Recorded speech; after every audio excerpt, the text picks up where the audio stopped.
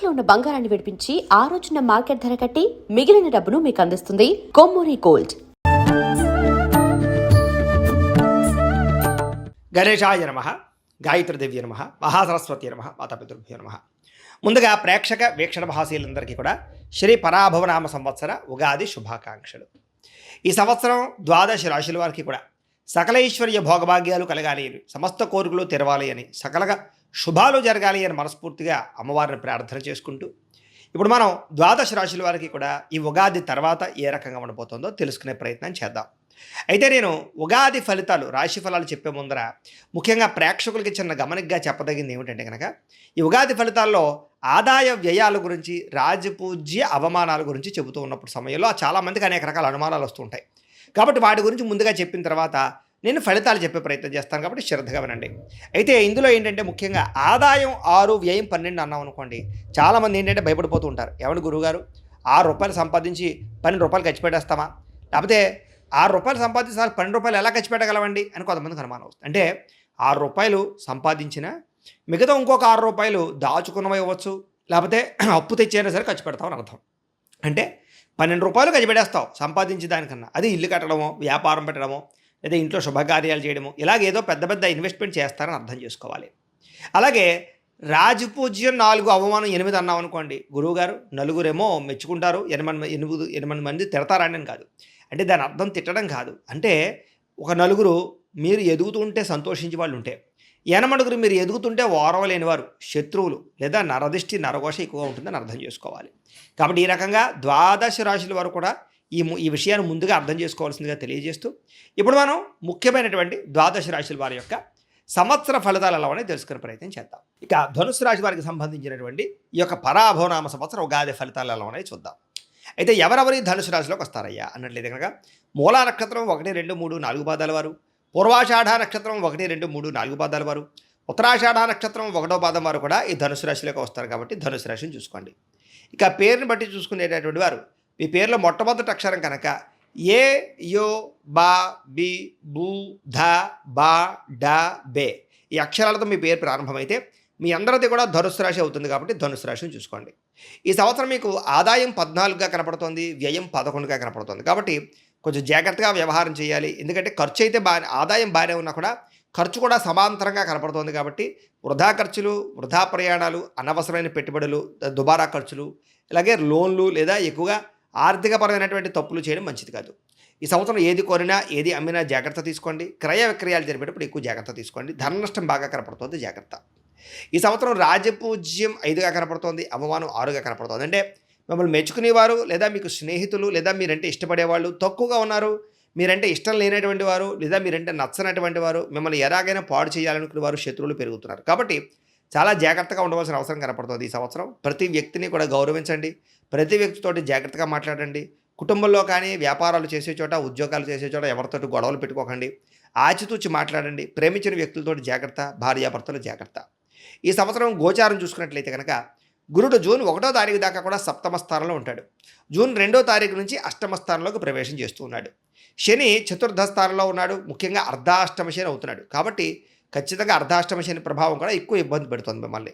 రాహుకేతువులు డిసెంబర్ 5వ తారీఖు దాకా కూడా చతుర్థ దశమ స్థానంలో ఉండి, డిసెంబర్ 6వ తారీఖు నుండి తృతీయ నవమ స్థానంలో సంచారం చేస్తున్నారు. ఈ కారణంగా ఈ సంవత్సరం ఎలా ఉండబోతోంది అన్నట్లయితే కనుక ఇబ్బందికరమైన వాతావరణం ఎక్కువగా కనపడుతోంది. ముఖ్యంగా ప్రైవేటు ఉద్యోగస్తులు చాలా జాగ్రత్తగా ఉండాలి.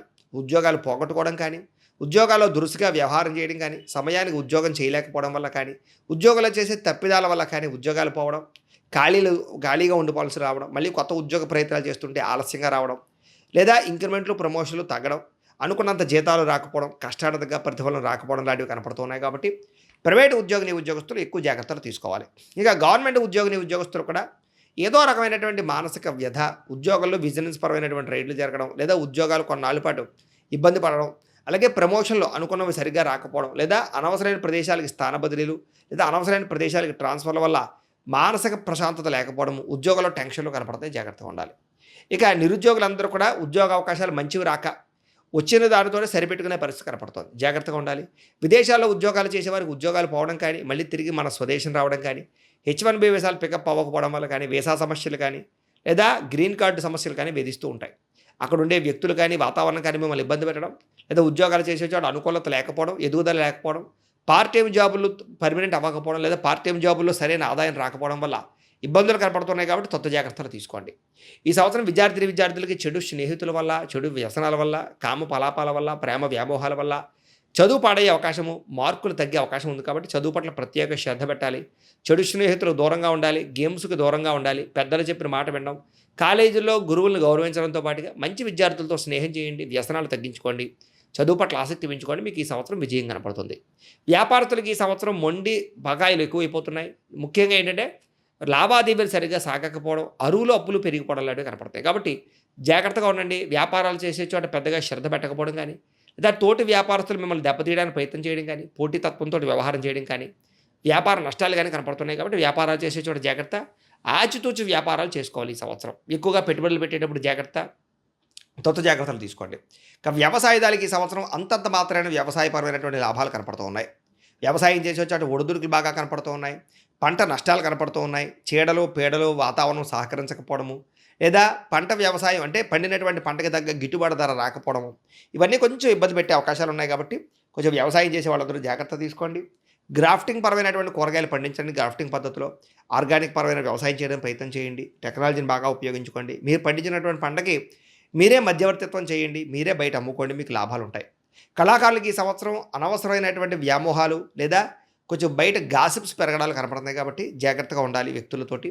అలాగే మంచి అవకాశాలు వచ్చినా కూడా అవి చేజారడము, సినిమాలు సరైనటువంటి హిట్లు కొట్టకపోవడము, అలాగే వెబ్ సిరీస్లు కానీ రకరకాల వాటి ద్వారా కానీ ఎంత ప్రయత్నం చేసినా పెద్దగా గుర్తింపు లేకపోవడము కనపడుతుందని చెప్పచ్చు. ఏదేమైనా కళాకారులకి ఈ సంవత్సరం పెద్దగా విశేషంగా కనపడటం లేదు.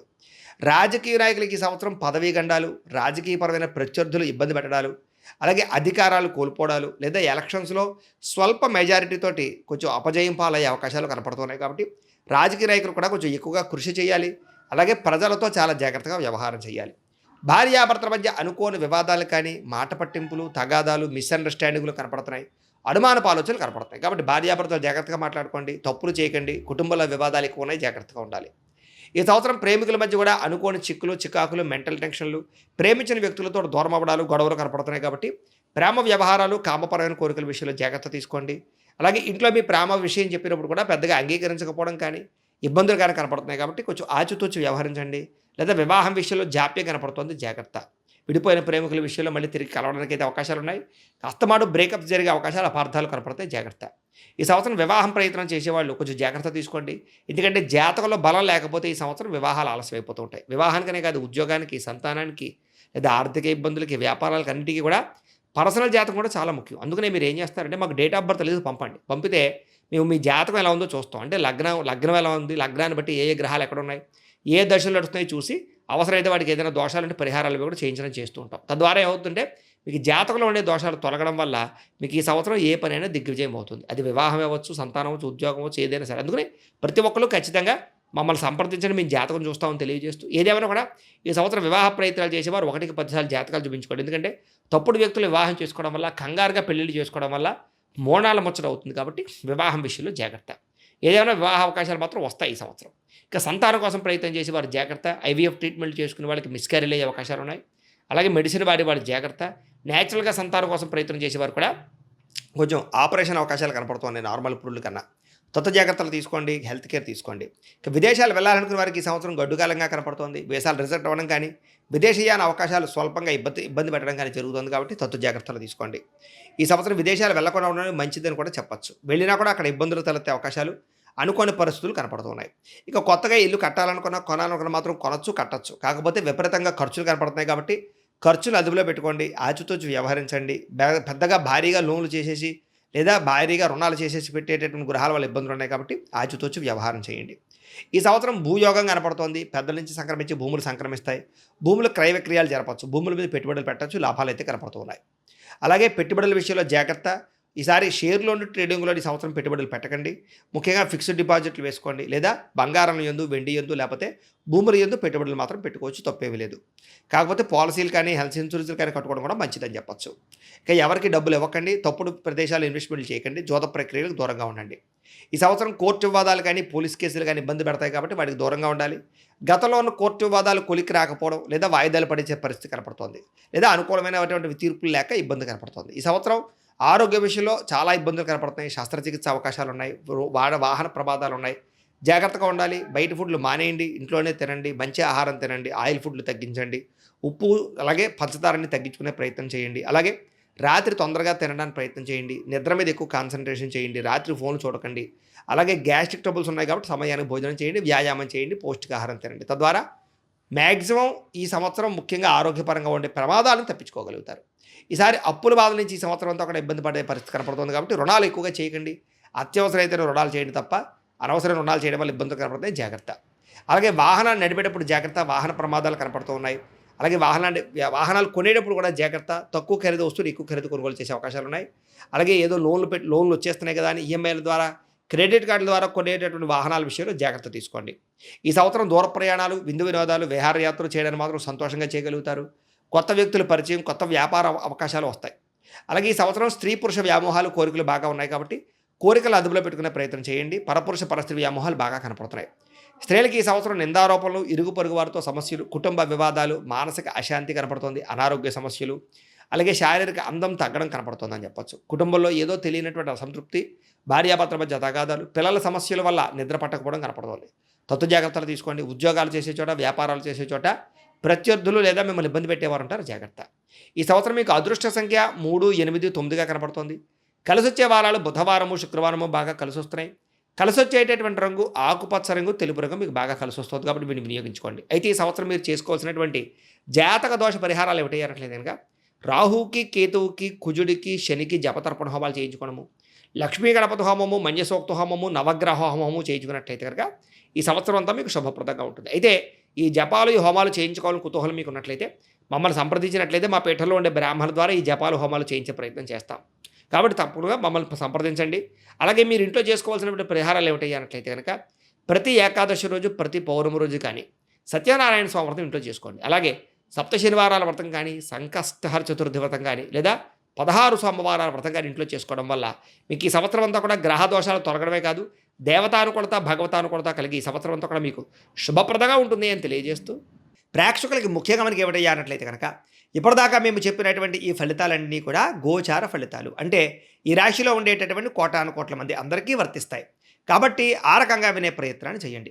ఒకవేళ మీ పర్సనల్ జాతకం అంటే మీకు ఒక్కరికి ఎలా ఉందో తెలుసుకోవాలి అన్నా, లేదా ఏదైనా సమస్యలతో ఇబ్బంది పడుతూ ఉన్నా, దానికి మీ date of birth, time, place of birth, మీ పేరు మా వాట్సాప్ నెంబర్కి మెసేజ్ పెట్టినా, లేదా మాకు ఫోన్ చేసినా కూడా మీ జాతకం ఎలా ఉందో చూసి చెప్పే ప్రయత్నాన్ని చేస్తాము. లేదా ఏదైనా సమస్యలతో ఇబ్బంది పడుతూ ఉంటే కనుక వాటికి పరిహారాలు చెప్పడం కానీ, లేదా పరిహారాలని మా పీఠంలో ఉండే బ్రాహ్మణుల ద్వారా జపాలోని, మండపారాధనలని, అభిషేకాలు, తర్పణాలు, హోమాలు ఇవన్నీ కూడా చేయించే ప్రయత్నం చేస్తాం. లేదా మీరు స్వయంగా వచ్చి పాల్గొన్నా కూడా మీ చేత కార్యక్రమాలు కూడా నిర్వర్తింపజేసే ప్రయత్నం చేస్తాం. కాబట్టి చక్కగా ఈ సంవత్సరం అంతా కూడా మీకు సుభిక్షంగా ఉండడానికి చక్కగా జపాలు, హోమాలు చేయించుకున్నట్లయితే మీకు చాలా బాగుంటుందని ప్రత్యేకంగా తెలియజేస్తూ, అలాగే చాలా భవిష్యత్తులో మీకు ఇంకా అభివృద్ధిలో ఉండడానికి చక్కగా ప్రతిరోజు ఇంట్లో దేవతారాధన చేసుకోండి అని ప్రత్యేకంగా తెలియజేస్తూ, స్వస్తి ప్రజాభ్య పరిపాలయంతాం న్యాయేన మార్గేణ మయీ మయీషాః గోబ్రాహ్మణేభ్యః శుభమస్తు నిత్యం లోకాః సమస్తాః సుఖినో భవంతు స్వస్తి.